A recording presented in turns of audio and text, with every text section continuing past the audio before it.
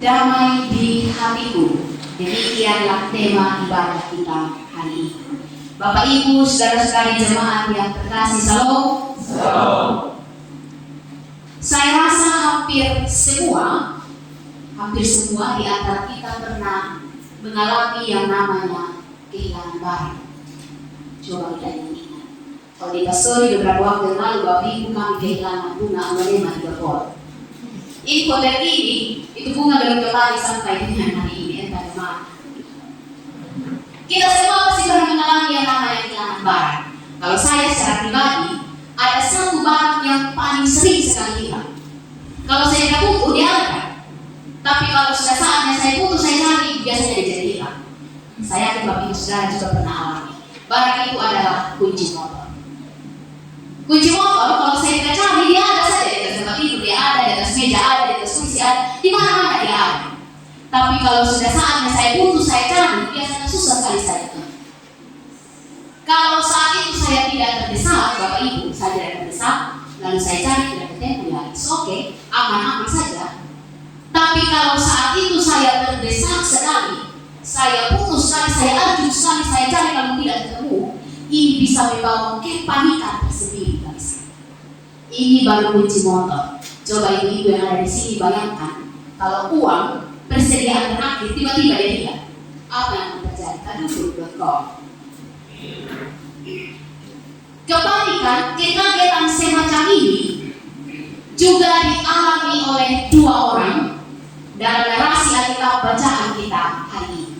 Dialami oleh siapa? Oleh Maria dan Yusuf, orang tua Yesus, ketika Yesus hilang pada saat dia remaja di usianya yang ke-12 tahun saat itu. Bapak Ibu, sederhananya untuk memahami teks ini sebenarnya dibagi dalam 4 bagian. Bagian yang pertama itu berbicara tentang pengantar pendahuluan ayat 41 dan 42.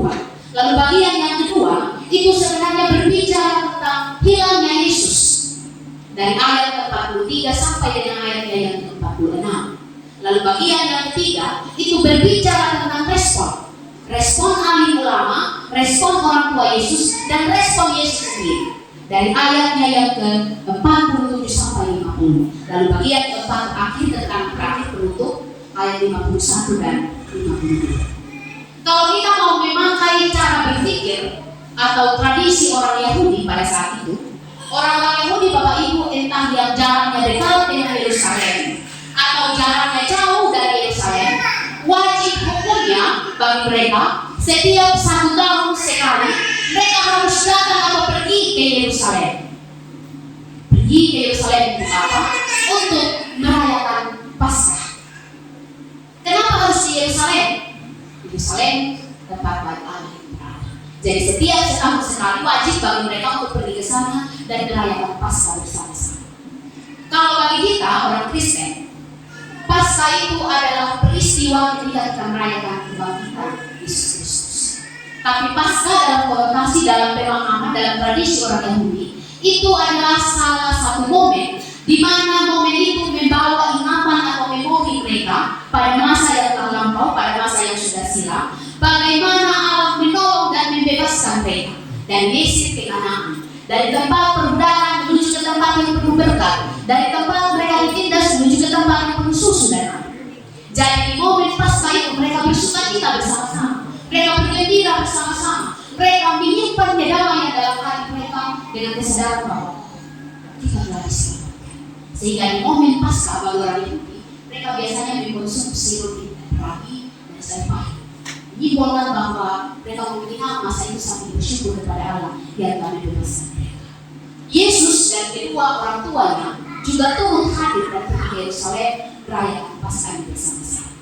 Selain tradisi ini, bagi orang-orang Yahudi, seseorang kalau dia sudah berusia 13 tahun, maka secara otomatis orang itu dikategorikan sebagai seorang yang sudah dewasa, atau dalam anggapan kita sekarang berarti dia sudah sibuk. Jadi tujuan Yesus ikut sertakan dalam momen merayakan Paskah itu sebenarnya adalah untuk mempersiapkan dia menjadi seorang yang dewasa, seorang yang matang, sehingga dalam momen merayakan Paskah yang berlangsung selama 7 hari, mereka ada bersama-sama untuk mendampingi Yesus dan bersukacita bersama-sama saat itu. Setelah Setelah 7 hari berlalu, waktunya bagi mereka untuk kembali ke tempat mereka masing-masing. Maria dan Yusuf juga melakukan hal yang sama. Mereka mau kembali, tapi mereka tidak menyadari. Kita menjelaskan bahwa ternyata Yesus tidak ada bersama dengan mereka. Yesus masih tinggal di Yerusalem. Saya mengajak kita untuk membayangkan Bapak Ibu, kalau yang namanya mereka pulang, mereka kembali, itu biasanya berombong-rombongan.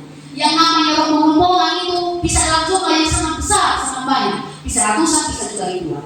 Kalau kita sekarang rombongannya ya biasanya jangan teratur sehat. Tapi rombongan dalam konteks yang kisah Yesus bilang ini, jangan mereka tidak teratur. Ada yang berlawanan arah, ada yang arah timur, arah barat, dan seterusnya. Maria ketika dia melihat Yesus tidak ada bersama dengannya, dia mungkin berpikir, oh Yesus tidak ada, oh mungkin ada sama bapaknya, sama Yusuf. Yusuf pun berpikir demikian, oh Yesus tidak ada, oh mungkin sama ibunya, sama mamanya Maria. Jadi ketika kedua pasangan ini bertemu, mereka melihat bahwa Yesus tidak ada. Disitulah mereka menyadari bahwa ternyata sebenarnya Yesus hilang. Seketika itu juga damai yang baru saja dirayakan selama 7 hari merayakan Paskah itu seketika hilang dari hati kedua pasangan suami istri, Maria dan Yusuf. Dan bagi mereka damai itu hanya bisa pulih dan hanya kembali pada diri mereka kalau apa? Kalau Yesus yang hilang itu diperlukan. Karena itu mereka berusaha mencari, bertanya sana kemari. Mereka tanya di teman seperjalanan, tidak ada. Mereka bertanya kepada kaum keluarga kerabat, bertanya kepada orang-orang yang bersama dengan mereka saat itu. Yesus ternyata tidak ditemukan. Tetapi jelaskan setelah 3 hari, setelah 3 hari dengan gencar mereka mencari Yesus, akhirnya 3 hari kemudian Yesus ditemukan. Dia ada di mana? Dia ada di bait Allah, di tempat yang tidak pernah Maria dan Yusuf baik. Dia ada di sana bersama dengan ahli ulama pada saat itu, para pakar pada saat itu, ahli guru pada saat itu. Yesus sedang bercakap-cakap, bertanya jawab, bahkan menjawab pertanyaan-pertanyaan yang diajukan oleh para ahli ulama. Maria ketika begitu bertemu dan melihat Yesus, dia meluapkan rasa cemas dan khawatir dalam hati. Dia bertanya kepada Yesus, kenapa melakukan ini pada kami? Bapakku dan aku dengan jelas mencari Engkau. Tapi apa yang Yesus jawab?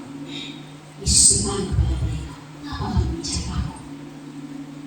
Kalau Yesus jadi tidak punya anak, Bapak Ibu saya yakin, kalau kamu pasti mendari. Hilang 3 hari, lalu ketika mereka bertanya, kenapa begini? Kenapa kamu cari saya? Tapi sebenarnya pertanyaan Yesus itu bukan sekedar pertanyaan yang mau jawab, bukan sekedar pertanyaan yang mau mencari alasan, bukan. Tapi pertanyaan Yesus itu adalah pertanyaan yang sebenarnya mau menenangkan hati Maria dan Yusuf. Dia mau bilang apa kepada mereka? Tidak perlu takut, tidak perlu kehilangan damai hanya karena tidak ditemukan saya. Tetapi di sisi yang lain Yesus juga mau menjelaskan, saya ini anak Allah. Sudah seharusnya, sudah sepantasnya saya berada di rumah Bapa saya.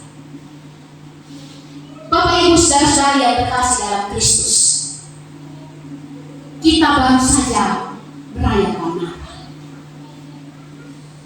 Satu momen yang membawa dan mendorong kita, ayo kalau bisa kita harus berdamai. Ayo kalau bisa damai di hati itu harus tetap ada. Sehingga momen Natal itu membawa dan memberi sukacita tersendiri bagi kita. Kita berciuman, kita berpelukan, kita bergembira, kita bersyukur bersama-sama. Kurang lebih hampir sama seperti yang dialami oleh Maria dan Yusuf dalam teks. Hanya saja Bapak Ibu, damai itu, damai Natal itu bisa saja hilang. Hilang oleh siapa? Hilang oleh kita sendiri. Yang tadinya mungkin kita merasakan sukacita dalam hati, kita merasakan kedamaian dalam hati, tapi bisa saja oleh kata-kata istri kita tidak menyiapkan makanan di meja, damai itu bisa hilang dari kita. Bisa saja karena peristiwa-peristiwa yang terjadi di sekitar kita itu di luar keinginan, harapan dan ekspektasi kita bisa kehilangan damai. Kenapa bisa begitu?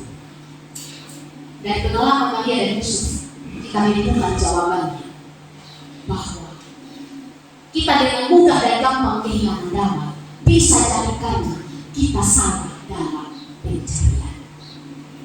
Maria dan Yusuf betul mereka merayakan Paskah bersama-sama,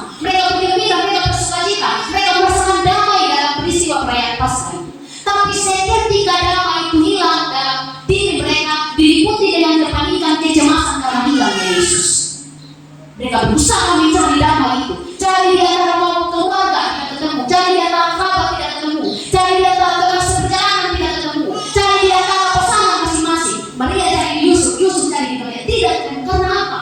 Karena mereka salah dalam mencari. Tempat yang tepat untuk mencari Yesus bukan pada kaum keluarga, kerabat, teman seperjalanan, bukan. Tempat yang tepat untuk mencari Yesus adalah di bait Allah. Satu tempat yang tidak pernah terpikirkan oleh mereka. Setelah satu hari perjalanan mereka ke sana mencari Yesus, lalu pada itu mereka memutuskan untuk kembali ke Yerusalem dan mendapat Yesus di sana. Kita pun kadang demikian. Kita pun seringkali berusaha sama seperti Maria dan Yusuf. Kita berusaha mencari damai, berusaha mencari ketentraman, berusaha mencari kebahagiaan, tapi kita tidak ketemu. Kenapa? Karena mungkin kita salah dalam mencari. Kita cari damai itu di suami kita.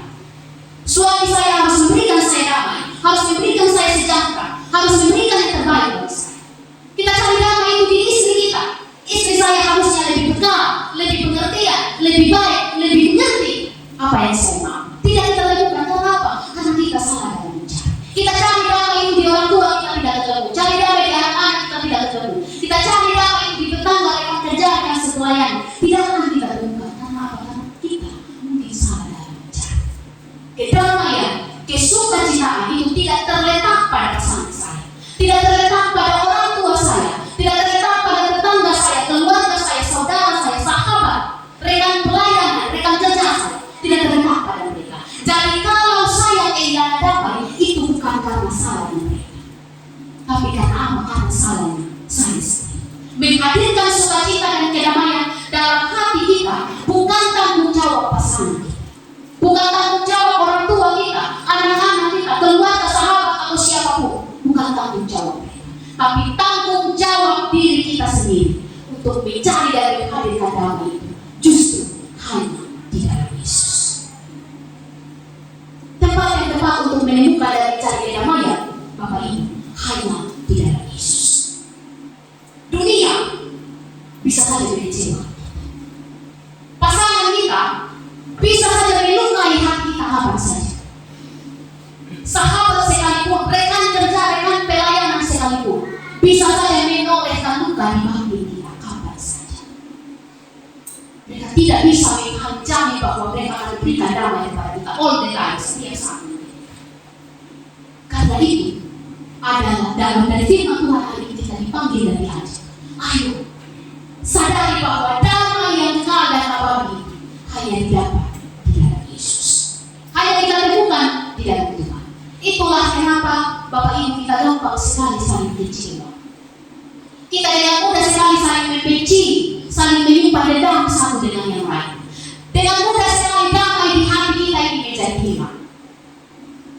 Bisa jadi hanya karena tanggal nama kita tidak terdaftar di list penerima bansos kita tertunda, kita kehilangan damai. Bisa jadi karena kita tidak pegang uang, kita kehilangan damai. Bisa jadi karena orang lain sukses dan berhasil, kita kehilangan damai. Bisa karena orang yang perlakukan kita tidak seturut dengan apa yang kita mau, kita bisa kehilangan damai. Karena apa? Kita menggantungkan kedamaian hati kita pada situasi dan orang-orang yang ada. Tapi hari ini kita dituntut, diajak bahwa tempat yang tepat untuk mencari, menemukan dan mendapatkan kedamaian itu hanya satu, hanya di dalam Tuhan. Damai di hati sebenarnya sudah Tuhan tahu. Dia datang ke dalam dunia untuk menghadirkan damai bagi kita semua. Damai itu sudah sebenarnya ada dalam hati kita. Hanya saja karena keangkuhan, karena keegoisan, karena ketamakan, kesombongan, damai yang Tuhan tahu kita cabut dari dalam hati kita dan kita letakkan di luar diri kita. Jadilah apa? Sedikit-sedikit kita bersih, sedikit-sedikit kita pilih, sedikit-sedikit kita menyalahkan keadaan, sedikit-sedikit kita tidak menerima situasi dan kondisi yang sedang terjadi dalam hidup kita. Karena apa? Damai yang Tuhan tahu harusnya tinggal dia dan letakkan hati kita cabut dan kita letakkan di luar diri kita. Menghadirkan kedamaian di hati sebenarnya Bapak Ibu tidak mudah. Menghadirkan kedamaian di hati juga sebenarnya tidak susah. Cukup kita belajar bersyukur. Sesederhana kita tidak mencampuri apa yang bukan urusan kita. Kita tidak mengurusi apa yang bukan bagian kita. Damai di hati itu pasti kita alami. Karena itu supaya damai di momen Natal itu, dia tidak timbul lalu tenggelam, dia tidak muncul sejenak lalu kemudian dia habis. Maka firman hari ini mengingatkan kita, damai di hati, jagalah supaya kita bertahan. Bagaimanapun kondisi dan keadaannya, bagaimanapun orang-orang memperlakukan kita, tetap pada komitmen dan prinsip. Saya mau damai di dalam hati. Supaya damai itu tidak hanya mau menangkap saja, dia bertahan, dia awet sampai seterusnya. Selamat hidup dalam kedamaian. Selamat memelihara dan merawat damai di dalam